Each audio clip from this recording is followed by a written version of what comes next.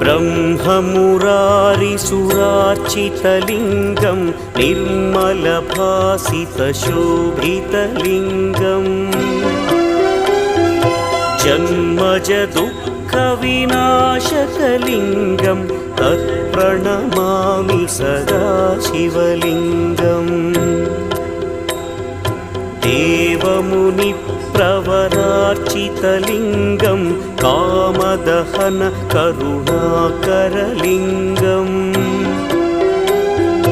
रावणदर्पविनाशकलिङ्गं तत्प्रणमामि सदा शिवलिङ्गम्